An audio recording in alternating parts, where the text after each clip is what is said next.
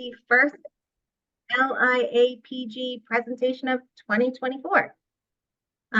We hope that you had that this year will be another successful year for our organization and participants. Thanks for being here. We appreciate it. In addition to our webinar and dinner meetings, we do have a few new ideas for field trips and other events this year that we hope will garner some of your support and participation, but more on that to come down the line.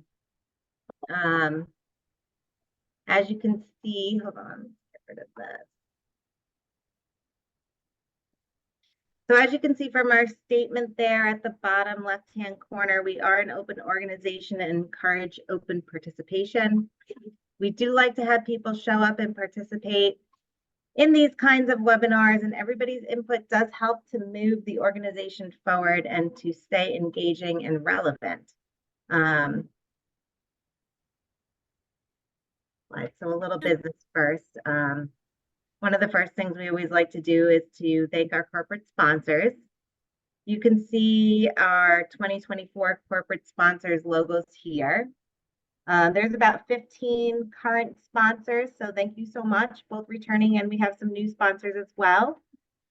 Your support does keep this organization going, and the corporate sponsorship also allows for multiple members of a company to be members of LIAPG, in case you did not know that. Over the next few weeks, we'll be updating our website with any new or redesigned logos, and we'll be reaching out to our sponsors about that. So please check your emails for that. This next slide shows all of the current presiding officers and board members of LIAPG. Like I said, we are an open organization. We do meet monthly on the first Wednesday of the month, both in person and via Zoom, depending on people's availability. So all members are welcome to attend these meetings. And if you do want to attend, please let us know. We will send you a link. There is, or we'll send you where the location will be.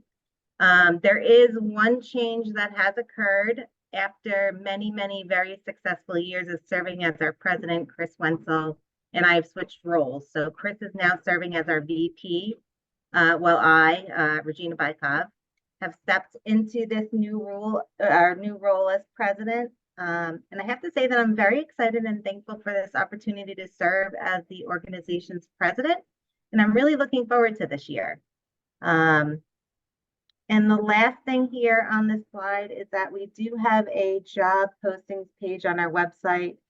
It has not gotten a lot of action here over the past few months. That's something that we have wanted to see change. So we are encouraging you all to post here if you know of any job opportunities in your companies.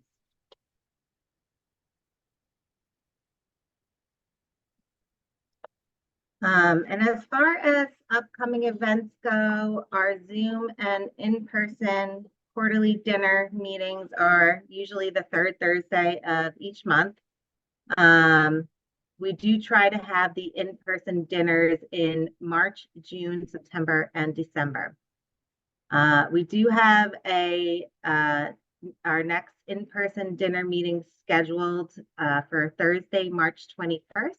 So mark your calendars.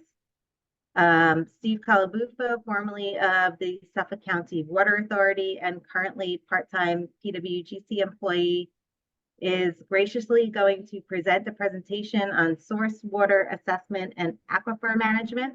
And I'm really excited about this one. I think that it's going to be very relevant to us geologists and consultants here on Long Island. There's still, this is still coming together, but look for the announcements. They'll be out soon.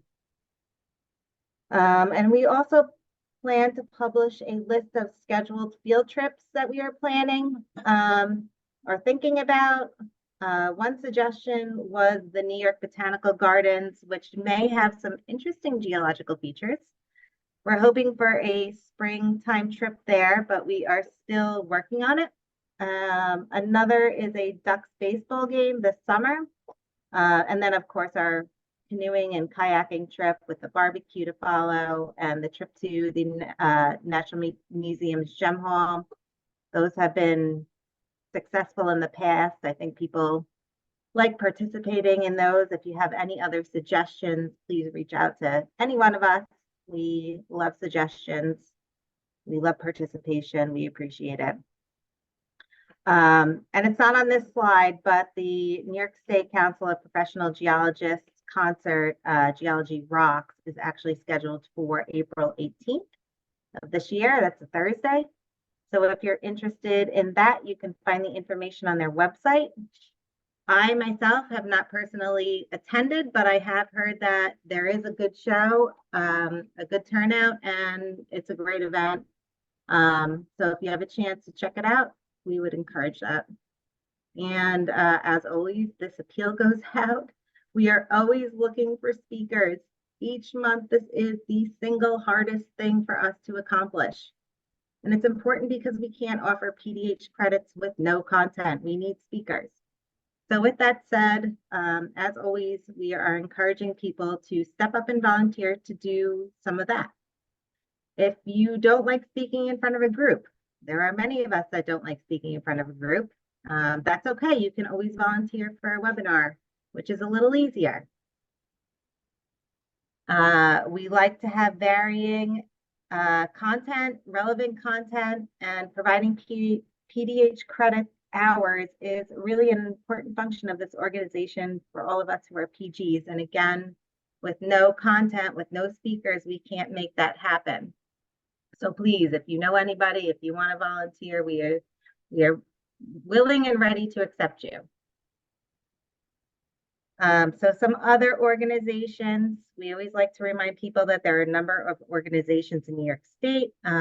Obviously, we have the New York State Council of Professional Geologists, and then we have the 3 regional organizations, Buffalo Association of Professional Geologists, Central New York Association of Professional Geologists, and Hudson Mohawk Professional Geologists Association, all covering various locations throughout the state. In addition to us, Long Island, there is also the Northeast American Institute of Professional Geologists and the Pennsylvania Council of Professional Geologists. If you're looking for good content or presentations, this is something that Chris has said in the past, all of these organizations do that. Lastly, there is the Stony Brook University Open Night Lecture on geology in the spring and fall that offers lecture series both in person and online. If you're interested in that, there is a schedule that is listed online at their website now. It doesn't look like it's currently completely booked, but there are some things up there. So if you are so inclined to take a look at that, it's there for your information. And with that said, let's get to it. So if you are seeking PDH credits, like Derek and typed into the chat and Jen also announced, and you paid for that if you paid for those PDHs, there are a few rules that need to be followed to satisfy the requirements of the state education department.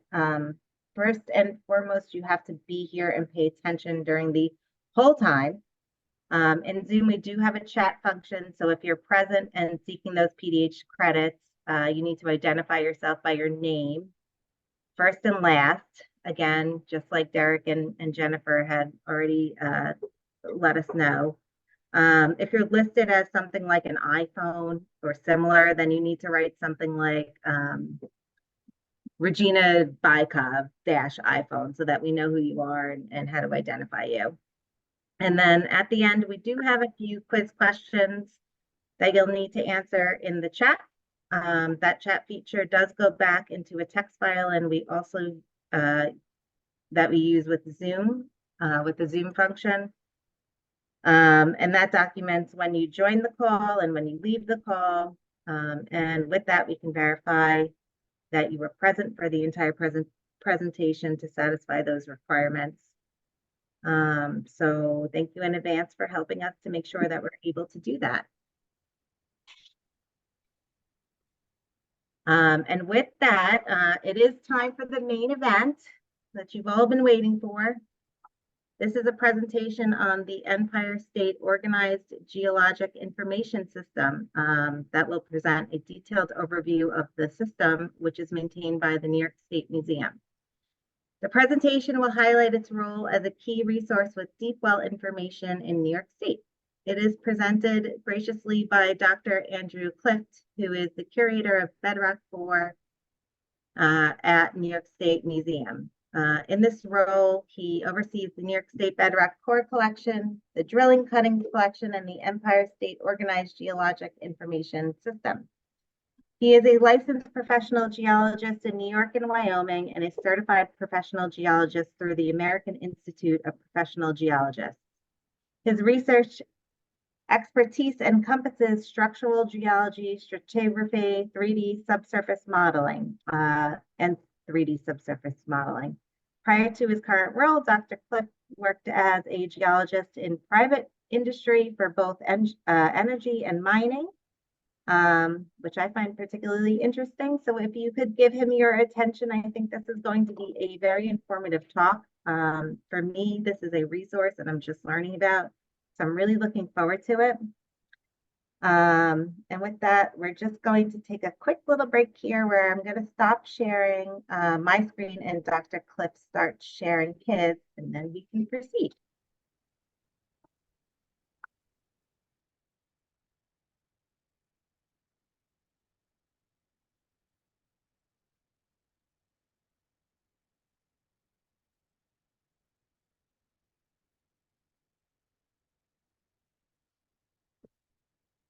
Okay, thank you. Can you see my screen okay? Yes, we can see it. Excellent, thank you. And thank you to all the members of the Long Island Associate of Professional Geologists and everyone tuning in this evening for this opportunity to present this webinar to you guys on the Empire State Organized Geologic Information System, commonly referred to by its abbreviated name, ESOGIS. Now, ESOGIS is a database-driven web application system that offers geological data and information technology designed to serve New York. And as we'll talk about, this platform is continuously evolving in order to meet the diverse needs of the greater geological community, including researchers in private industry at different state and federal levels, and in academia. So throughout this webinar tonight, we'll explore the history and typical user profile of ESOGIS. We'll talk about data acquisition and dissemination methods and how ESOGIS facilitates the analysis and interpretation of New York subsurface geology, which I find very interesting, including the practical applications in professional geology. So the goal of this webinar overall is to provide you with a solid understanding of ESOGIS, the types of data you can access, and upcoming changes to the ESOGIS platform that I think you guys should be aware of, and how these data ultimately support advanced geological studies and practices in New York. Now, before we get started, I'd like to briefly introduce my background in a little more detail to provide some context to my connection with ESOGIS. As you guys already know, I serve as a curator for Bedrock Core, drill cuttings, as well as the database at the New York State Museum and Geological Survey. My field of expertise is in structural geology and stratigraphy. I hold a PhD and master's in geology and geological engineering from South Dakota Mines and a bachelor's degree in geology from Syracuse University. Professionally licensed in New York and Wyoming and certified through the American Institute of Professional Geologists. Now, I've held this current role for about a year. Prior to this role, I worked as a geologist in oil and gas with a specialization in exploration, appraisal, and development in the Northern Rockies region. And for a few years after that, I worked as a senior geologist in mine consulting, primarily focused on mining operations in the southeastern United States. And I was partly drawn to my current position because having worked with similar public drilling databases and core libraries in other states, I gained a very practical understanding of the value and importance that platforms such as ESOGIS contribute to the field of geology, such as in supporting the efficiency and accuracy of geologic assessments and operations, as well as for informing decisions both in public and private sectors, and of course, not to mention the research value for higher education. So that all being said, the agenda for this evening is to first provide an overview of the State Geologic Survey, an introduction to ESOGIS, including the types of people that use ESOGIS, and then we'll go into the different types of data available, as well as upcoming updates and things you should be aware of before getting into the summary and conclusions. Now, for those of you who might be a little unfamiliar with the New York State Geological Survey, we're located within the Geology Department of the Research and Collections Division at the New York State Museum, which is operated by the New York State Education Department's Office of Cultural Education. And a neat piece of trivia is that the New York State Museum was originally founded in 1836 as the New York State Geological and Natural History Survey, although since then the museum has grown and evolved, and the geosciences are now one of many different research programs we offer, in addition to paleontology, biology, archaeology, and so on. That being said, the mission of the NYSGS is to conduct geologic research, evaluate mineral resources and geologic hazards in the state of New York, and to make those data and insights derived from that research available to state agencies, to the educational community, and to the public for health, safety, and economic welfare of the citizens of the state. This includes responsibilities of maintaining a comprehensive inventory of geologic resources, conducting research into the characteristics of and processes operating in the Earth's crust, and making the results and the resulting geologic knowledge readily available, typically through different publications, bulletins, map and chart series, as well as digital databases, which is where ESOGIS fits into the overarching mission. Now, ESOGIS was originally founded in 2003 as the Empire State Oil and Gas Information System, originally partly funded by NYSERDA and in collaboration with the DEC, to assist with the digitization, archiving, and digital dissemination of deep well geophysical logs and geological data.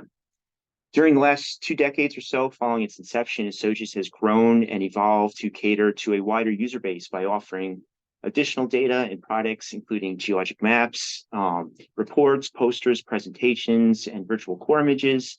And it was eventually renamed from the Oil and Gas Information System to the Organized Geologic Information System. So at present, if you access the ESOGIS website, either by this link up here or simply Googling ESOGIS, you'll be greeted with an ESOGIS homepage that looks like this on the right. Along the left is a menu where you can log in to your account or create a new account. You can search for wells, core information, you can look up code descriptions, you can access historical information such as maps, presentations, and papers. And across the top is a short menu where you can find information on staff to contact, as well as helpful links and things like that. And in the main display, there's an overview of the different types of data available for each of the wells, as well as recent updates. So that's typically what you'll see when you log into ESOGIS.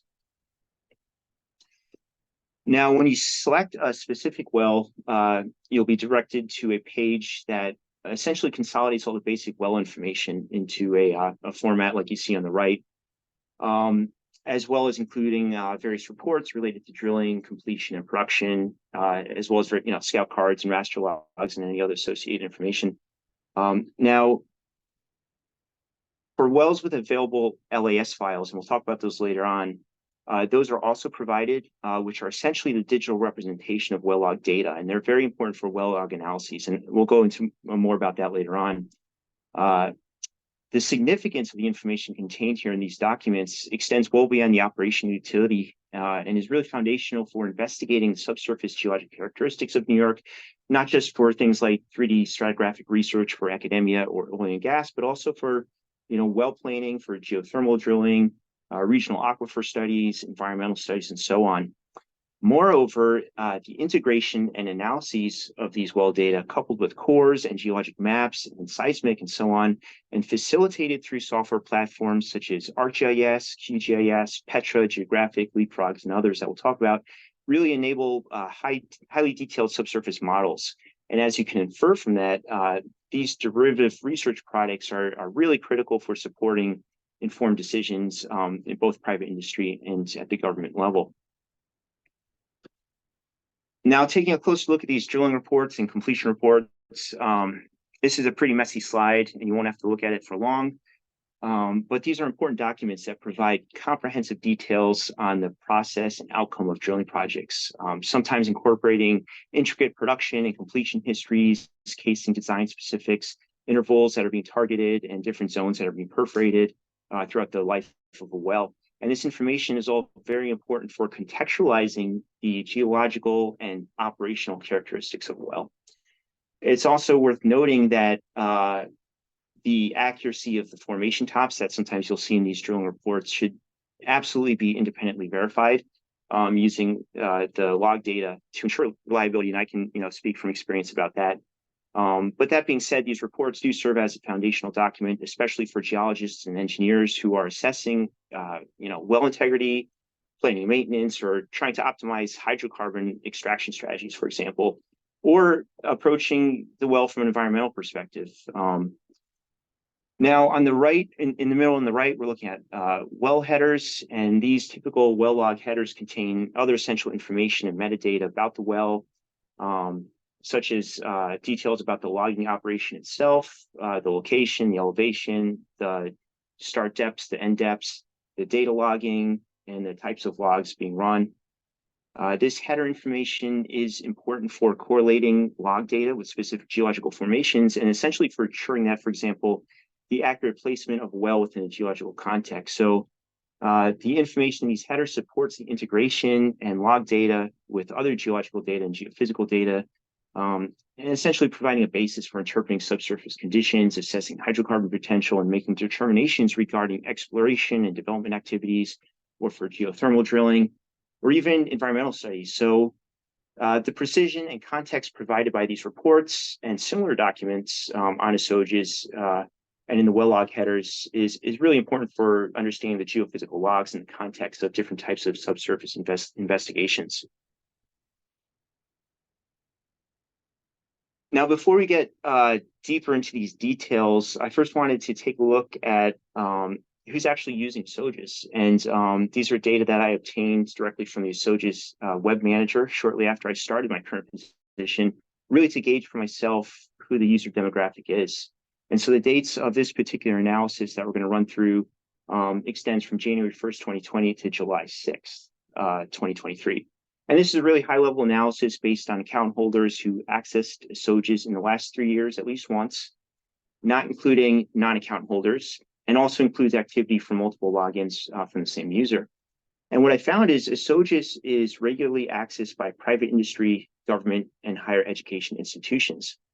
In fact, 55% of users are in private industry, 26% of users are in government, either at the state or federal level, and 19% of users are from higher education institutions, including both professors and students. And what is also revealing is comparing user demographics to activity. So in this case, the 55% of users from private industry accounts for 36% of user activity on ESOGIS. 26% of users in government account for about 50% of activity on ESOGIS. And our higher education users account for 14% of activity on ESOGIS. So kind of an interesting breakdown. And we'll take a closer look at that, starting with private industry. So typical users on ESOGIS represents a wide range of industries and sectors based in New York and in the USA and even globally. We see traffic from oil and gas, renewables and clean energy, lots of consulting, construction, engineering, and also telecommunication and market news. Now, in the past, and this is important, ESOGIS had a subscription plan for private industry users based on different types of data packages that you can see here on the right. But as of this year, 2024, ESOGIS is no longer charging for private membership. So for all the industry folks listening in this evening, you no longer need a subscription plan to access ESOGIS data. Everything is now available at no cost.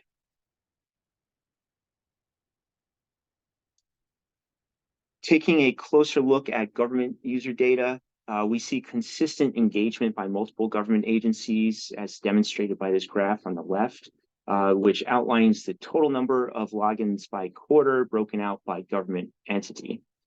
The top government users are the New York DEC, followed by the State Education Department, presumably us geologists at the NYSGS, and the USGS. And additionally, we see periodic engagement from the National Renewables Energy Laboratory and from the New York Department of Health.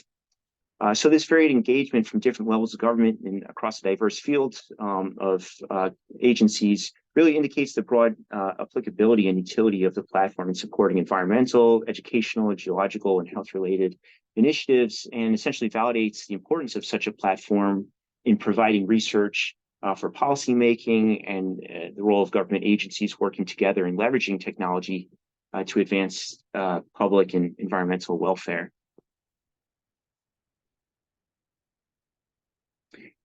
And lastly, ESOGIS is used nationwide by higher education institutions, with New York schools accounting for half of user engagement. However, the top schools utilizing ESOGIS are not exclusively based in New York, but the top 5 schools are Cornell, SUNY Binghamton, MIT, SUNY Oneonta, and Temple University. Now, this diverse geographical representation highlights the widespread recognition of ESOGIS's value as a tool for geological education at various colleges and universities across the U.S., with New York schools benefiting the most, but ultimately demonstrating that the platform's versatility and its ability to support a broad range of research and learning activities within the geological sciences across the country. Now, the primary reason people access ESOGIS is to obtain subsurface geophysical logs. And that is because ESOGIS is the only publicly available platform in New York that provides these data. And as many of you know, these geophysical logs are valuable tools for geologists, particularly for understanding different subsurface characteristics by recording various physical properties such as electrical resistivity, natural radiation, sonic velocity, and so on, that collectively can support the identification, correlation, and mapping of different rock types and their properties. And their value spans from scientific research and resource management to environmental protection, making them foundational for public and private sector research, for example, planning and de-risking geothermal drilling locations or modeling contaminated plume migrations through an aquifer. So we see people from a broad range of industry, government, and education who are consistently accessing ESOGIS to obtain these subsurface data for a variety of research reasons.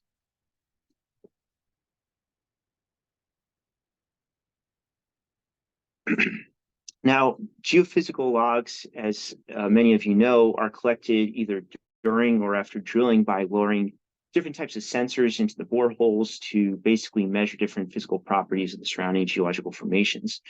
And the rationale behind collecting these logs is multifaceted. Primarily, they enable geologists and engineers to see what's below the surface for a wide range of reasons, from supporting permits and drilling, mapping geological formations, resource exploration and development, to different types of engineering design projects, construction, and environmental projects. In New York, drillers are required to submit these geophysical logs to the DEC. One copy ends up at the regional DEC office, one goes to the DEC headquarters in Albany, and a hard copy is forwarded to the New York State Museum. The DEC goes on to file their forms and make those data available through the DEC data hosting platform. And the Museum and State Geological Survey will scan and digitize the geophysical logs and post those to ESOGIS, along with drilling completion and production reports, as well as anything else associated with that well, such as scout cards or any specialty logs and things like that. At our geological survey, we use a neuroscanner, which is specifically designed for scanning geophysical logs, and it looks like something like that on the left. This scanning process essentially converts these logs into a TIFF file format known as a raster log. And to enhance their value, we apply specialized software for depth calibrating the y-axis of the logs. And a depth calibrated raster log can then be integrated into geological software, enabling the digital identification and correlation of geological layers across different logs. For those of you who have done this, it's simply referred to as picking tops. It's an important process. For example, in the generation of structural contour maps for individual formation tops, or with multiple layers, the generation of ISOPAC and ISOCORE maps for detailed subsurface analytics. So this is a very important workflow. Taking this a step further, we often digitize and calibrate the x-axis based on the type of measurement, such as using the API scale for gamma ray logs and All this information can be found on the log handler. And then we digitize the individual curves to produce a fully digital version of the log. And this is commonly referred to as a digitized log, or in file format terms, we call this an LAS file. These digitized logs offer the advantage of not only enabling the picking of formation tops, but also unlocking a suite of analytical tools ranging from simple colorization techniques to performing more advanced geostatistical analyses on the curves, including the integration of petrophysical data, for example, to quantify the variability of porosity or geochemistry from one borehole to another, or even tying in seismic data. Now, the primary software that we use here at the survey is Petra. I've used that for many years. It's a great software. I've also worked with Geographics and Petrel, and these are all excellent platforms, each with their pros and cons, but all of which are able to support these subsurface correlation and mapping workflows.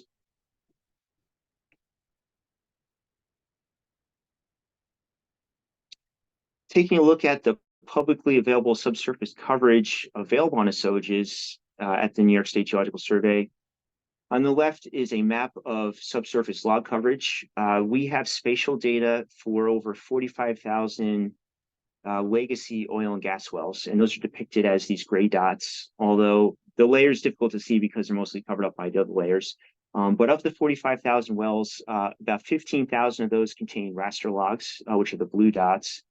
And of those, over about 3,000 of those have digital LAS curves, and those are the green dots. So overall, fairly good data coverage, and we have ongoing efforts to further increase the LAS digital coverage across New York by continually digitizing more and more of the raster logs that we have on file and publishing those through ESOGIS.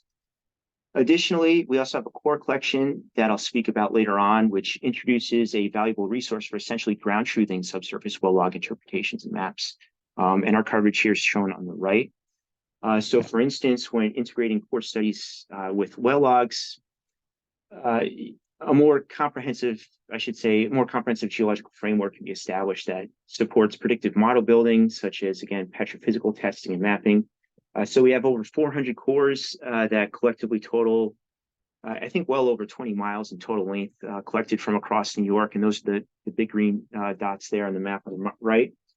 And in the absence of cores, we also have very extensive cuttings that represent at least several thousand wells with a combined total of something like over 200,000 individual samples, which are sometimes insightful in the absence of cores, and those are shown in the blue dots on the map right there.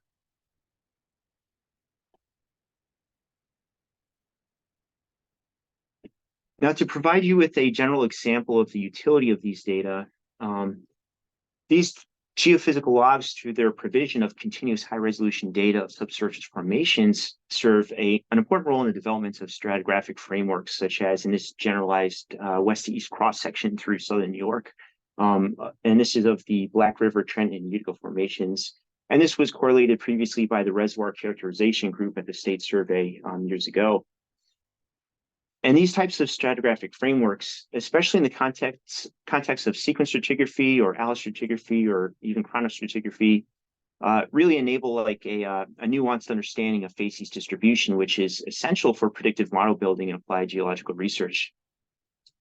Now, this methodology typically involves the integration of data from various borehole logging techniques, such as gamma ray, spontaneous potential, resistivity, and so on, to delineate and interpret key stratigraphic surfaces, which can be further refined through the addition of core descriptions, and if possible, 2D, 3D, and sometimes even 4D seismic, which can enable something known as seismic stratigraphy and iterative workflows that ultimately greatly reduce uncertainty in the subsurface, thereby, again, facilitating more accurate predictions in fields such as carbon sequestration, resource mapping, and petrophysical modeling. And this was a big part of the work that I did in oil and gas. So this general approach not only enhances the predictive accuracy of geologic models, but also serves to optimize our understanding of spatial distribution of rock types and their characteristics. Additionally, a large number of ESOGIS wells also include temperature curves, which I have shown here on this map on the right. And the blue dots represent wells with digitized temperature curves, and the colorization represents bottom hole temperature, primarily for visual effect here, because as you can assume, these data are, you know, don't necessarily represent the complexity of the underlying geology or the relative borehole depths. But that being said, a number of derivative maps have been published already to the National Geothermal Data System. And some of my current research here at the survey pertains to improving our understanding of subsurface geology in New York, ultimately to better refine our interpretations and predictive analytics of geothermal gradients across New York.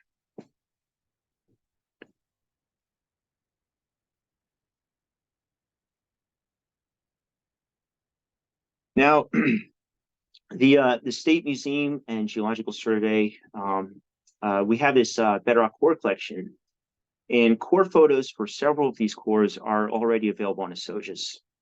Photographing the entire collection has been an ongoing effort for several years now, and the ultimate goal is that eventually the entire collection will be photographed and available on ESOGIS so that industry researchers and students and the general public will have improved discoverability and quicker access to these geologic materials that are currently somewhat difficult to access, especially for researchers who travel long distances to view these collections. Similarly, we would also like to improve the discoverability of our cuttings collection and thin section collection through ESOGIS as well.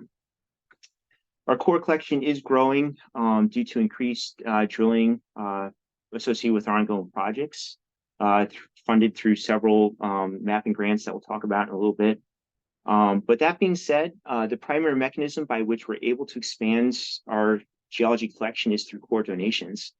And so my pitch right now is, if anyone listening knows of any cores looking for a new home, please feel free to reach out to me, because we're seeking to grow the collection, and there's many benefits that range from tax write-offs to free storage and access for companies or agencies that may be interested in donating cores. And plus, it's pretty cool to donate something to New York State Geological Collection that's going to be passed down for many generations and that you'd be affiliated with. It's a neat legacy. So please reach out to me if you know of any prospective cores or if you'd like any more information on the donation process.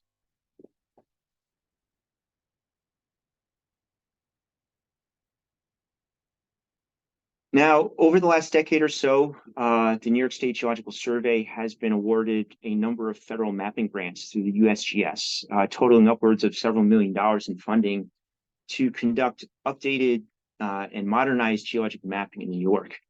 And these grants, which have either directly or indirectly supported these new maps, include the USGS State Map Grant, which essentially seeks to establish the geologic framework of areas determined to be vital to the economic, social, or scientific welfare of individual states. Another source of funding has been through the Great Lakes Geologic Mapping Coalition, primarily focused on superficial geology and advancing the understanding of three-dimensional distribution of glacial and periglacial and progrglacial deposits across New York from previous ice ages. And most recently, the Earth MRI grant, which aims to improve our knowledge of the geologic framework within New York and greater United States, particularly to identify areas that may have the potential to contain undiscovered critical mineral resources. In fact, this is a grant that I'm co-directing in New York. This grant is funded through the bipartisan infrastructure law with the overarching mission to identify domestic critical minerals in order to protect and stabilize U.S. supply chains, economic health, and national defense of our country. I was down in Reston, Virginia a few months ago, meeting with USGS and other state surveys working on this particular grant to discuss current progress as well as future exploration drilling, geophysical surveying, and mapping opportunities. And this grant is in tandem with our other ongoing mapping efforts. And we'll touch on that a little more. Now, these updated geologic maps that we're producing are published through the New York State Museum Map and Chart Series and also through the National Geologic Mapping Database. We intend to provide these new data and geologic maps through ESOGIS, including shapefiles and rasters and raw data, again, for the public, for everyone at no charge. However, right now, you can view these published maps in the Museum Map and Chart Series website. And if you're interested in obtaining shapefiles and raw data, please reach out to me directly. These mapping products include bedrock geology maps, superficial geology maps, drift thickness maps, and bedrock topo maps. I'm at the survey, I'm leading the updated bedrock mapping in New York, while Dr. Andrew Kozlowski, who's the acting state geologist, is leading the superficial mapping.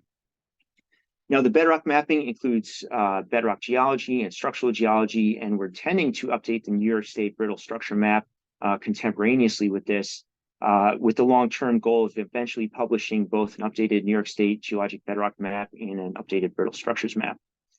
Here on the far left is a recently completed bedrock map of the Glenfield Quadrangle, which is situated in the eastern margin of the Tug Hill Plateau in northwestern New York. Next to it is a superficial map of the Port Leyden Quadrangle that was recently completed, and the Port Leyden Quadrangle is located adjacent to the Glenfield Quadrangle in that part of the state. Now for our derivative mapping products that's based on these superficial maps, we're also conducting geologic hazard mapping and landslide susceptibility mapping, both of which we're also coordinating through the Department of Homeland Security for New York State. Now, drift thickness and bedrock topography maps are based on fusing and interpreting hundreds of thousands of water well data. Those two types of maps are shown on the right. That's a pretty big undertaking. It was a good project during COVID when people were working remotely. But integrating these water well data coupled with LIDAR and ongoing drilling and extensive field work have resulted in these impressive high-resolution maps that, among other interesting discoveries, have identified and delineated many buried valleys across New York. And if there's anyone interested on the call who would like to learn more about these mapping programs and discoveries, Dr. Andrew Kozlowski will be giving a talk next week at the Hudson Mohawk Professional Geologists Association meeting in Latham, New York.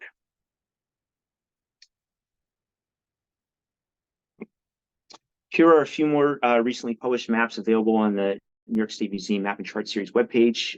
These are geologic maps on the left, drift thickness maps in the middle, and top of bedrock maps on the right. And again, our goal is to provide all the shape files and rasters and raw data on ESOGIS for no charge, really to encourage a wider use and application of these cutting edge data for scientific research and educational projects and so on.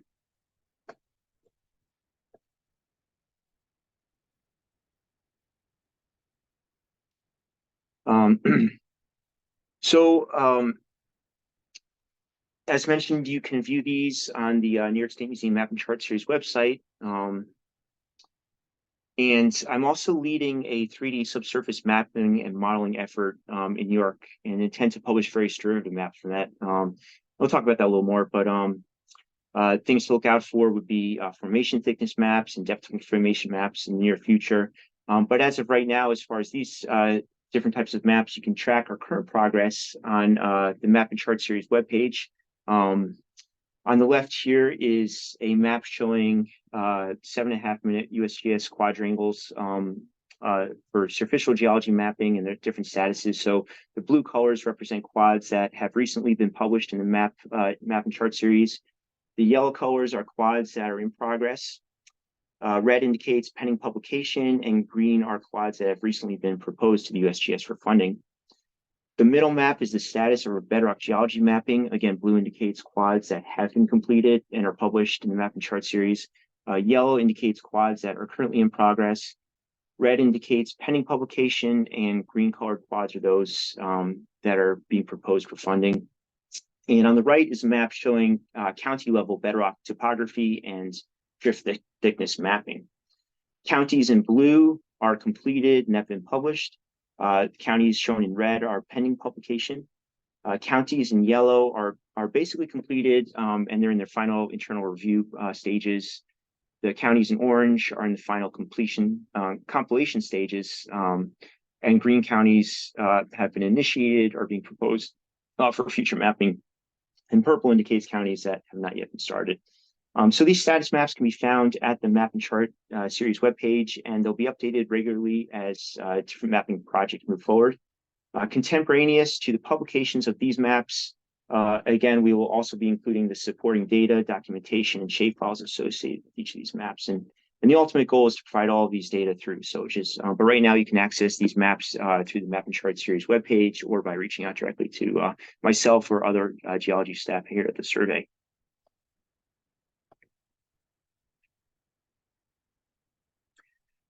Now, to provide you with some general insight on the Bedrock mapping, which I can speak to, I'm currently gearing up to map a number of quadrangles in Albany County, Lewis County, and St. Lawrence County.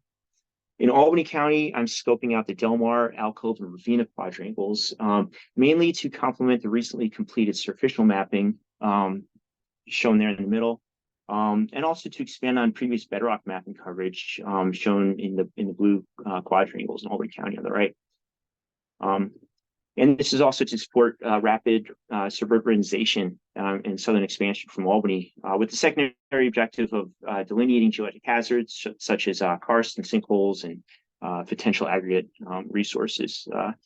We have a few ESOGIS wells in Albany County shown in red, and the green circles are museum bedrock cores. And so there's a number of different resources to kind of help think about the three-dimensional aspects as we move forward with the bedrock mapping. In Lewis County, we've completed 5 quadrangles, and those are shown in blue. And we're now looking at the Carthage, Constableville, and Port Lighting quadrangles. And completing these quads will provide detailed coverage along what's known as the Black River Valley, which is a very distinguishing physiographic boundary between the Tug Hill Plateau and the Adirondack Highlands. Now, what's really interesting is that previous studies in this area have interpreted this valley as a fault-controlled valley with the presence of a regionally extensive high-angle reverse fault, and that's known as the Black River Fault, which across which the Precambrian basement rocks to the east have been displaced upward relative to the west side of the valley. And in fact, it's also been interpreted that the Tug Hill Plateau itself is an uplifted fault-bounded block which emerged as a passive response to tectonic uplift of the adjacent Precambrian basement. So this continued mapping will hopefully provide greater detail into the structures and lithologies and mechanisms throughout this area of interest, and also potentially open up opportunities for economic geology interest too. I know there's some critical mineral resource potential throughout this area as well. In St. Lawrence County, I'm interested in the Canton and Herman quadrangles. And as a point of reference, I believe St. Lawrence University is located in the northern part of the Canton quadrangle.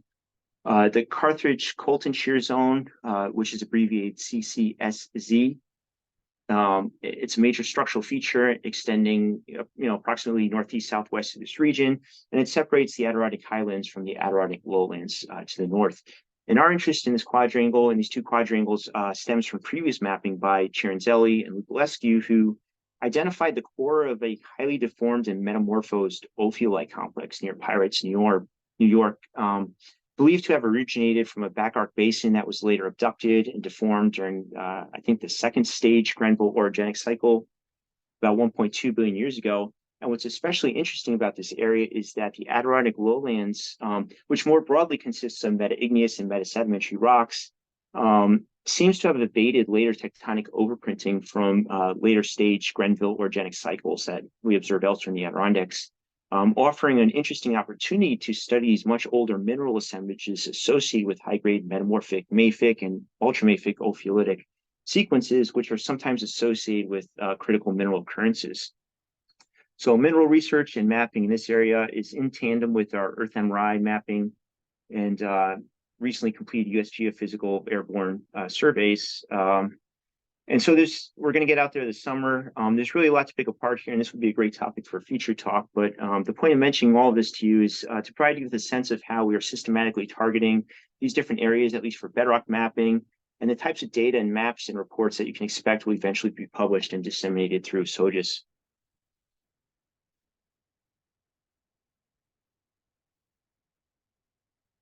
Our near-term and long-term goals with respect to ESOGIS are focused on providing comprehensive core data and advanced digital mapping products such as shapefiles to directly support and enhance the use of the subsurface geophysical logs for research. So basically by offering a more robust data set that includes core information and photos and modernized digital mapping, ESOGIS can better support the in-depth analytics and interpretations from York Geology that I think users are looking for. The ultimate overarching game in the long run is to really provide a solid foundation for geological researchers in New York, and so also supporting a wide range of applications from academic research to supporting practical solutions in applied hydrogeology and geothermal research and economic geology and environmental studies and so on.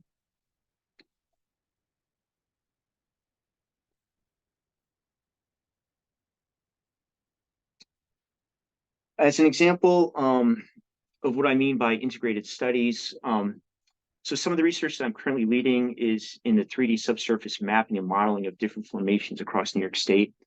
And for demonstration purposes for this webinar, I pulled together some various geologic data into ArcGIS Pro to construct a very basic 3D rendering of our subsurface logs from ESOGIS. So here on the left, we're looking at a large area encompassing most of the Lake Ontario drainage basin of New York. There's Lake Ontario, Rochester, Toronto, and Lake Erie. I then draped the 1 in 250,000 scale geologic map over, a 30-meter DEM. On the right, we've got our Paleozoic strata dipping off to the south. And below that is a surface, below the ground surface, about 1,000 ESOGIS wells. So there's about 1,000 ESOGIS wells there colored by formation, and those are based on previous stratigraphic pics.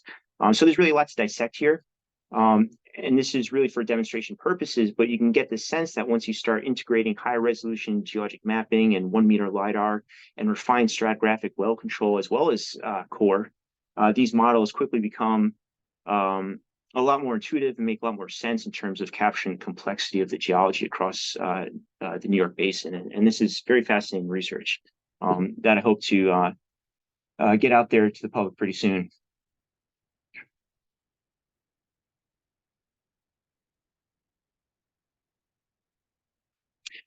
So in summary, we covered a lot, but overall, the Empire State Organized Geologic Information System is a dynamic database-driven web application that's designed to provide extensive geological data and information technology services to New York and to the geological community, including sectors and private industry, state, federal agencies, and government, as well as academia. And since its inception about 2 decades ago, a little over 2 decades ago, ESOGIS has evolved from focusing primarily on oil and gas information to offering a much wider array of data products such as digital maps and reports and virtual core images, and catering to a broader user base. And this evolution, I think, reflects its commitment to meeting the diverse needs of geologic researchers and professional geologists in New York. Our long-term goal is that ESOGIS will continue to grow to better facilitate the integration and analyses of different types of subsurface data in addition to the geophysical logs, such as core and the updated digital maps, which, as you know, are important resources for practical applications in fields such as mineral exploration, geothermal drilling, environmental, and so on. And with ongoing updates and the transition to free access for industry users, we hope to enhance the efficiency and accuracy and depth of geological data available across New York. So this concludes the main portion of the webinar. And for anyone who's interested in taking a closer look at ESOGIS or has questions, moving forward, the best points of contact would be myself. Or our core collection ESOGIS manager, Richard Fryman, who recently took over that role a couple of months ago. And we're also growing in staff, but just to kind of mention the other geology staff here at the survey, Dr. Andrew Kozlowski in the top left, he's the acting state geologist. He's also the curator of quaternary materials. His research is based on understanding the distribution of different types of glacial sediments across New York and landforms. Dr. Chuck Van Straten, many of you may know, he's the curator of sedimentary rocks for New York. We're currently in the process of interviewing for a curator of mineralogy. The New York State Museum and Geological Survey has a pretty large and impressive mineralogy collection, and so we're in the process of hiring for that. Carl Bacchus, you may see his name a lot. He's the lead geological mapper here at the State Survey, and he's helping with the digital compilation and GIS portion of all the maps too. So his primary primary field of research is in surficial mapping and LIDAR, landforms, and things like that. But ultimately, every geologic map that we produce goes through him for finishing touches. Rich Fryman, again, he's the new core collection manager. He's also a Bedrock geologist, and he's the primary Bedrock mapper out in the field, putting together the updated geologic maps for the state. Haley Modell, she's a new hire. She's been with us for several months. Her background is in mineralogy and petrology, and she's helping out with a lot of the hard rock mineral mapping in the Adirondacks and elsewhere throughout New York State. Both Julia and Avery, they are working primarily on the Earth MRI critical minerals research in New York, and they're out doing various types of mineral mapping and compiling these large databases of historic mining throughout New York State to kind of support the scope of that grant over the next year or so. I think 2-year cycles with overlapping agreements depending on new information as we continue to get out there and explore. And Sean, he's a geologic mapper. He primarily works in GIS. He's been producing a lot of geologic maps throughout the state as far as both bedrock and superficial mapping. So we've got a good staff, a good hardworking team. We're expanding, and a lot of this has been fueled through these different types of federal grants. And the products that have been coming out of these maps, I think, have been pretty impressive. And I hope that when we publish more of the data and maps and get them out there to you guys, you're able to use them. And we're also open to any kind of feedback or comments, things like that. Feel free to reach out. And again, if you guys know of any cores, please let me know.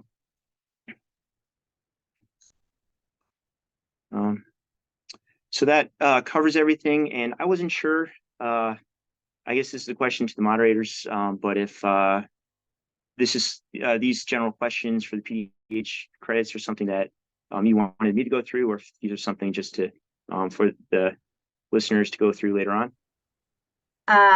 Thank you, Dr. Clift. Yes, it's great that you just segued right into the quiz because we were going to try to switch screens and share and do this, but this is great. So yes, question number 1. If you want to handle that, that's fine by me.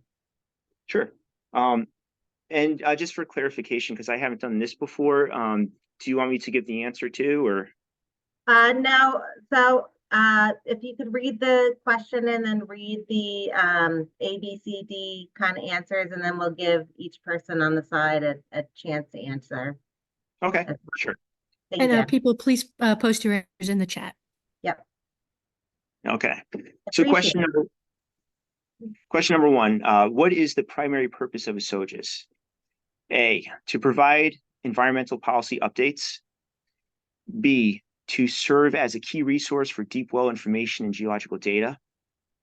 C, to map the locations of natural resources such as mineral deposits and aquifers.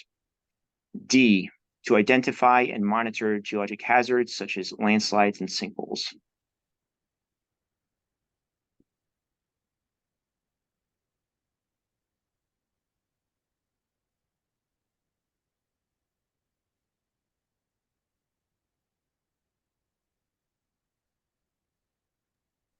Reminder to people, if you are sending private chats to other members, make sure you are resetting your thing to meeting group chat so we can see your answers.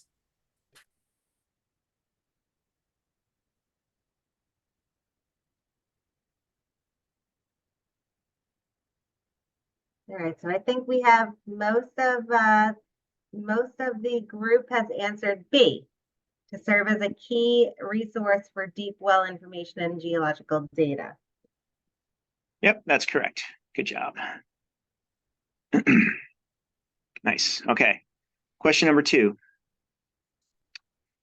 How does ESOGIS facilitate advanced geological research in New York? A, by functioning as a primary source for LIDAR. B, by maintaining a comprehensive database of geophysical logs, cores, and reports. C, by offering a platform for public reporting of geological hazards. D, all of the above.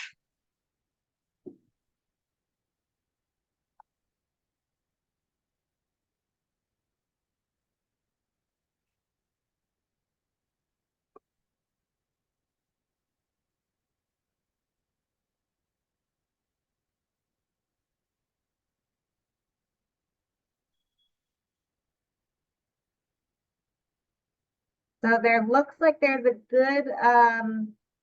good mixture of B's and D's. Okay. So the correct answer here is B. We're not a primary source for LiDAR. And ESOGIS isn't a platform for reporting geological hazards. But that being said, some of our products, do lean on those types of information. And if you guys have come across geologic hazards, please feel free to reach out directly to someone at the survey if you're interested in learning more. But the correct answer here is, how does ESOGIS facilitate advanced geological research? And that's by maintaining a comprehensive database of geophysical logs, cores, and reports. And question number 3, this is the last question. Which of the following best describes the significance of integrating digital geologic maps with subsurface well data for geological studies in New York? A. Digital geologic maps are primarily used for aesthetic enhancement of reports and have no practical application for integrated subsurface research. B. This integration is only useful for academic purposes, providing visual aids for geology students in New York. C. Combining geologic maps with subsurface deep well data enables geospatial analyses and subsurface correlation, essential for identifying geologic features and assessing potential for resources such as bedrock aquifer characteristics or mineral deposits. And D, all of the above. We'll give it a few more seconds. It looks like everybody has answered C. Good, that's the correct answer.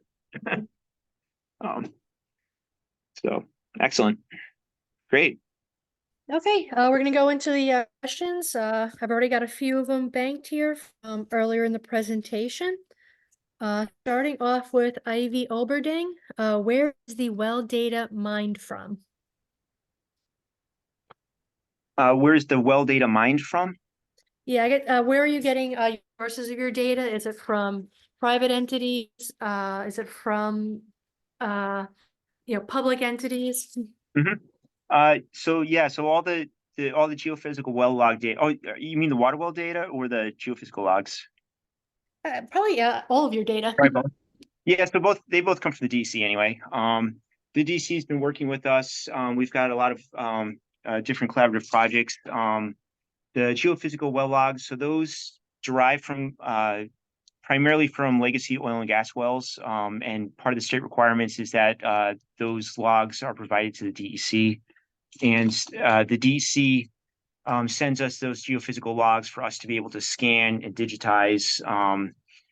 This was kind of based on an MOU from many years ago to help with some of those workflows and to delegate the mission of the duties that would maybe be better fit for the state survey versus the DEC. So all the geophysical log data come from the DEC, but they originate from private industry and a lot of those legacy oil and gas wells throughout the state. Similarly, with the water well logs that we've been using for the some of the superficial derivative maps, such as drift thickness, those data have been provided to us through the DEC as well. Now, in the process of some of our workflows, namely QCing the water well data, from my understanding, from the people who've worked on those projects, there's quite a bit of QCing. I think something like 60% of the water wells required some sort of QCing, either the coordinates or some other information. And so we QC those, and then those data are published along with our geologic maps. And so and we send those data back to the DEC too. So it's a process of QCing and refinement and feeding those into our workflow, and then also getting those updated data out to the public. But the DEC is the source where we get those data, and the DEC receives those data from private industry primarily. Okay, we had a statement earlier. Subraham Singh, act of the New York City NYC DDC OEGS division. I believe that was relating to your request for soil core donations. Mm-hmm. Okay, we also had Hoping you can still hear me okay. All right. We had from Mark Williams and Mark Robbins.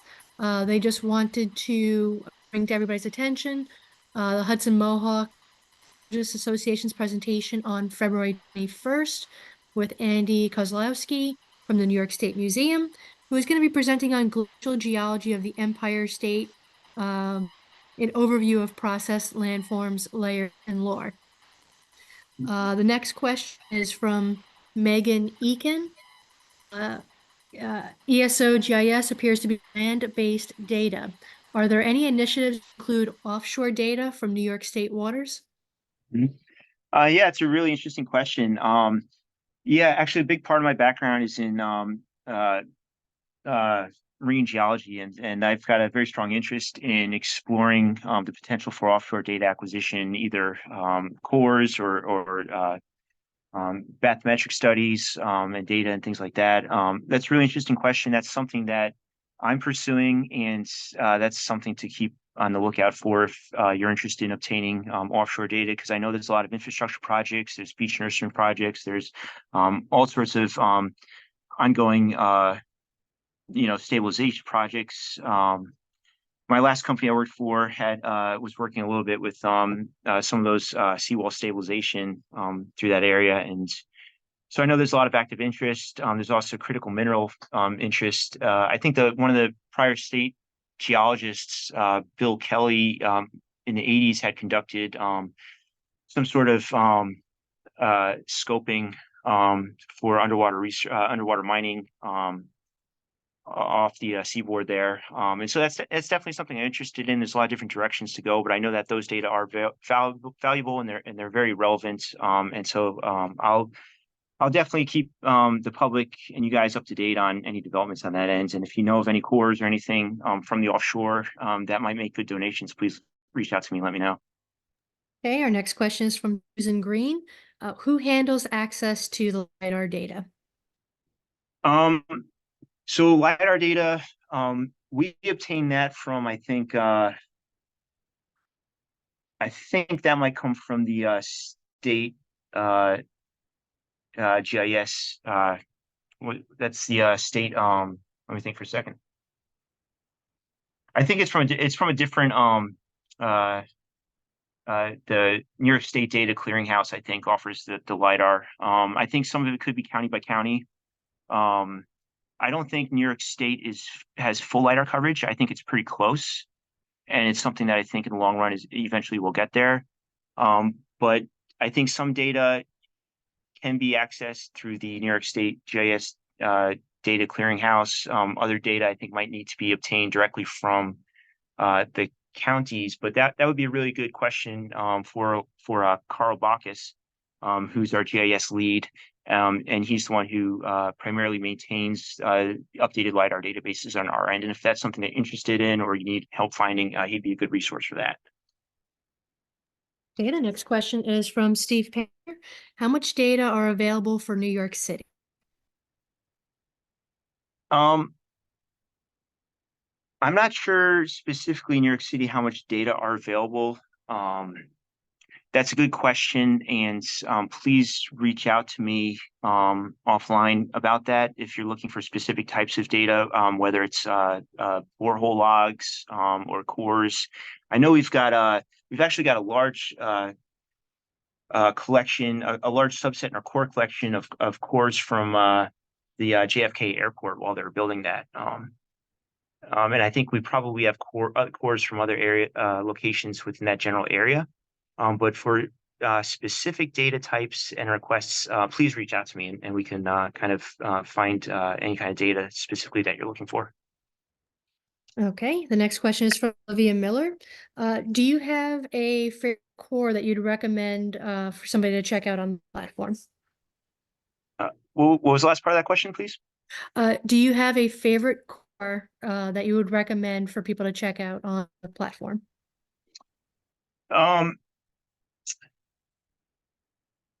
So there's only a few on the platform right now. My favorite core in our collection is currently something that we're photographing. We're about halfway through the subset. It's the Hudson Mohawk core collection. it's a pretty extensive core collection from a number of locations in upstate New York, and it penetrates a number of key geologic formations and structures, and it received quite a lot of attention from in academia. There's been, I think, several theses or dissertations published on it. It's pretty cool. It cuts through a lot of different formations. There's some really neat cores we have of different mining locations throughout New York State too, with some fantastic igneous and meta-igneous structures and features that are pretty cool too. And I think that part of my personal bias is prioritizing, the core photography based on, which cores I think are coolest. But, we're trying to come up with a much more systematic and rational process of kind of tackling that challenge of getting more of those cores up there for the public. But we do occasionally do outreach, and we try to get some of our more exotic cores out on display and, in the museum and certain types of talks and workshops and things like that. But that's a really good question. And I encourage you to continue to check in on the website and see what's posted as we continually update the number of core photos available. Okay, we have a multi-part question from Thomas Moran. What about logs of unconsolidated burden? Is this just to rock, or is there log information included from overburden? If so, what's the process for contributing that information? So for soft sediment overburden, yes. So the shallow well drilling that Dr. Andrew Kozlowski is conducting pertaining to the superficial mapping throughout the state. He also collects, I believe, gamma ray logs with those. And those gamma ray logs have been helpful for a variety of reasons because, as you know, the inherent value of the geophysical logs, you're able to look at changes in the lithology and of the different types of sediments as you move further down in section. And I know he's working on soft sediment glacial correlations between logs and cores that he's cutting through different parts of valleys throughout central New York. It's an interesting process. It's a little bit different outside of what my traditional background is in oil and gas, in deep wells and formation scale correlations, but applying those similar methods of cutting core and tying in the geophysics, the geophysical borehole logs. It's an interesting application of that type of workflow for soft sediment, but there's also practical applications for understanding the geophysical characteristics of those boreholes as you move down, and especially when you're looking at, for instance, delineating, certain types of aquifers or in certain types of environmental studies and things like that. So that's a really good question. Those are data that we do plan to include as well. Please reach out to Dr. Kozlowski if you'd like further information on that, or if you have specific questions about an area maybe that's recently drilled as pertaining to some of his recent research. I hope that answers your question. Okay, the next question, I'm going to probably butcher this name. I'll butcher it twice and then I'll give up. Denabili or Denabili. Yeah, I'm sorry. Have you approached New York State DEC on collecting non-oil and gas well borehole geophysical data to bolster your database? I believe that we do have non-oil and gas borehole data. Most of the wells are, but I believe that some of them are from certain types of exploration or stratigraphic wells that have been drilled. And we do have those data. I think there's probably a way to differentiate that. But if there's specific locations that you have in mind, please let me know. We can kind of query through the wells and try to find those locations together. But yeah, we absolutely do have geophysical borehole data from non-oil and gas wells. And I think those would be exploration style geothermal drilling projects or stratigraphic boreholes. Okay, one is another statement from Ivy Oberding. The USGS also provides the public with borehole geophysical logs and related data logs. You can find that on Geolog Locator.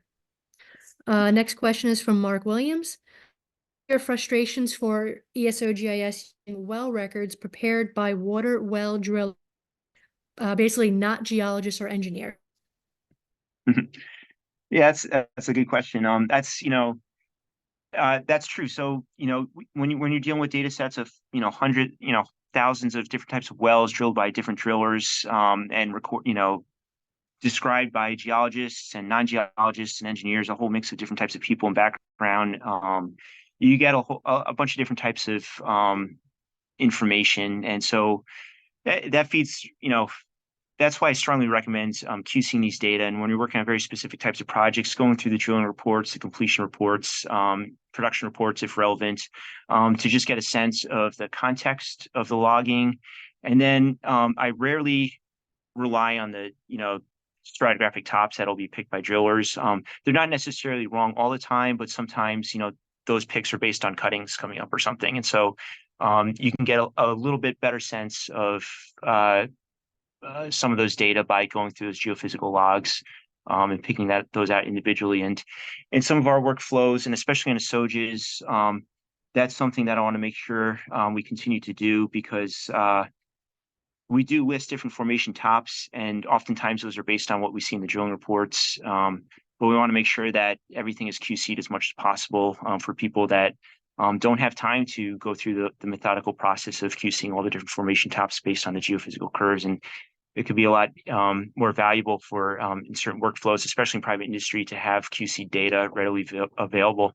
And for water well data too, it's an interesting process, and it's also an interesting process in geological mapping. A big part of the work that the mapping team has done is compiling previously mapped quadrangles throughout New York, and sometimes you have multiple iterations of the same quadrangle, separated by decades and multiple different geologists, and then you're trying to edge match between adjacent quadrangles, and so you have different people calling things differently, and you kind of have to use a little bit of geologic intuition to resolve some of those discrepancies that you're inevitably going to find in those data. So that's a really good question, and that's something that as I think it was James Hutton who once said, "No vestige of a beginning, no prospect of an end." Okay. From Mike Wolfert, we have what is the link to access ESOGIS? Yep. So ESOGIS, the quickest way to access it is to just Google it. Google ESOGIS or Google Empire State Oil and Gas Information System, and that should take you right there. There should be a link on the New York State Museum Geology Department webpage, but I'd recommend just Googling it. It would probably be the fastest way to get there. Okay, we've got two more statements. If anybody else has any questions, feel free to put them in the chat or mute yourself when I'm done. We have from Mark Williams again. DEC source for geophysical borehole information is Mark Demaki. He's a PJ. And then from Thomas Moorhan, FYI, New York City, Dennis Askins, working with the New York State Council of Professional Geologists. He's also been a past presenter for LIAPG. Has spent decades assembling unconsolidated materials across all 5 boroughs of New York City, and has recently helped to publish a USGS monograph on the subject. Tom believes that he has access to this digital data. He'll keep the group posted on this, reach out separately, and put Dr. Clift in touch. Thank you very much. That'd be great. All right, does anybody else have any questions? Yeah, it's Chris Wenzel. Dr. Clift, great presentation. Thank you so much. To be honest with you, I'm in my 4th decade of being a geologist in the environmental world here, and I didn't know this resource even existed until recently. And I think about, probably 75% of my work over my career has been in the unconsolidated realm, but there's been a number of bedrock and a whole lot of geophysical logs and deep wells on Long Island, 300, 400, 500 foot. And I think about the missed opportunities for all those geophysical logs and core samples and boring logs that could have been provided to your effort and the USGS. And I guess this is really a statement to the group, because I know this group and most of them are environmental folks. And once your work becomes part of the public realm, there should be no obstruction for sharing that with say Dr. Clift's efforts. And there's 74 people on the call. And I would challenge to say that if half of us ponied up 20 geophysical logs and boring logs, that would grow the collection by 700. 700 right there. So I just put that out there as a thought for, missed opportunities, and a lot of people on this call know some of the work I've done that, it's been deep work, and it's not just a 20-foot boring log. It's so Superfund sites and state inactive has waste sites, that all that information goes out into the public realm. And I think that we should consider thinking twice about it and maybe sharing that information, because we all benefit from that, from an effort like that. So thanks again. Appreciate it. Great talk. Thank you very much. And I mirror what Chris said. Thank you so much. This was so informative. I think this is a great presentation. I think this is a resource that a lot of us didn't know existed.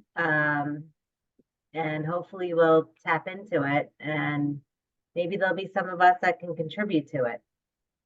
So thank you. Oh, that'd be great. Thank you very much. I appreciate the opportunity to speak with all of you tonight. We appreciate you speaking.